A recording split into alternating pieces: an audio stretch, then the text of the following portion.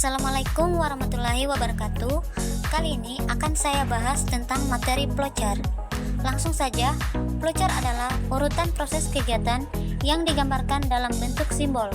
Flowchart atau bagan alir juga didefinisikan sebagai diagram yang menyatakan aliran proses dengan menggunakan anotasi-anotasi semisal persegi panah, opal, wajik, dan lain-lain. Dr. Kaoru Ishikawa, seorang ahli teori organisasi, menjadikannya sebagai satu dari 7 alat kualitas dasar yang harus dikuasai para anggota atau quality control circle. Kemudian kita masuk ke fungsi flowchart. Yang pertama adalah memastikan program memiliki alurnya sendiri. Nah, ini kurang lebihnya flowchartnya itu dapat membantu programmer, misalkan untuk melihat alur atau pola ketika akan membuat sebuah program atau untuk membangun sebuah program aplikasi. Kemudian yang kedua, fungsi flowchart yaitu melihat keseluruhan program. Jadi maksudnya flowchart membantu melihat rangkaian program secara keseluruhan atau universal.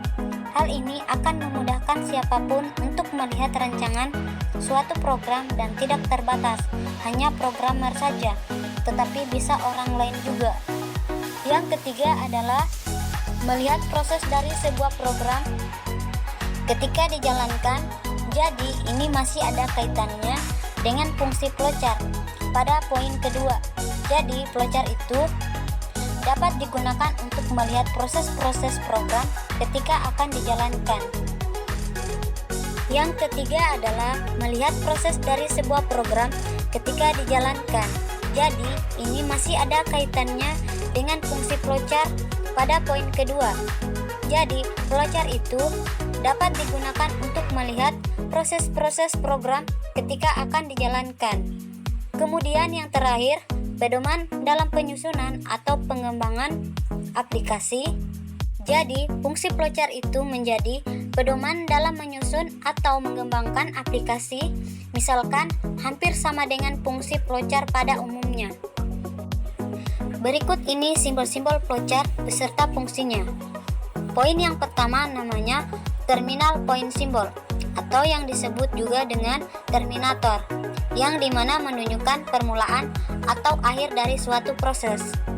Kemudian simbol selanjutnya atau simbol arus. Simbol ini untuk menghubungkan antara simbol yang satu dengan simbol lainnya.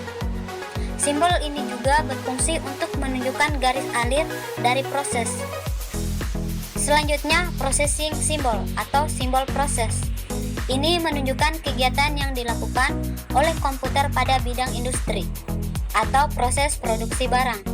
Simbol ini menggambarkan kegiatan inspeksi atau yang bisa dikenal dengan simbol inspeksi. Jadi, ini adalah proses perhitungan atau pengelolaan data. Selanjutnya, simbol decision atau simbol keputusan ini untuk memilih proses atau keputusan berdasarkan kondisi yang ada. Simbol ini biasanya ditemui pada flowchart program. Selanjutnya, simbol input-output atau simbol keluar masuk. Jadi, menunjukkan proses input-output yang terjadi tanpa bergantung dari jenis peralatannya. Selanjutnya, ada simbol predefined process atau simbol proses terdefinisi.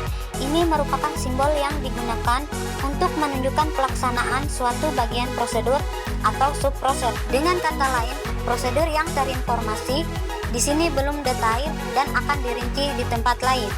Selanjutnya ada simbol konektor atau on page. Ini untuk menyederhanakan hubungan antara simbol yang letaknya berjauhan atau rumit bila dihubungkan dengan garis dalam satu halaman. Selanjutnya simbol konektor atau off page untuk menghubungkan simbol dalam halaman berbeda. Label dari simbol ini dapat menggunakan huruf atau angka. Kemudian yang terakhir adalah preparation symbol atau simbol persiapan, merupakan simbol yang digunakan untuk mempersiapkan penyimpanan di dalam storage. Itulah tadi penjelasan saya mengenai materi flowchart. Lebih dan kurangnya mohon dimaafkan. Wassalamualaikum warahmatullahi wabarakatuh.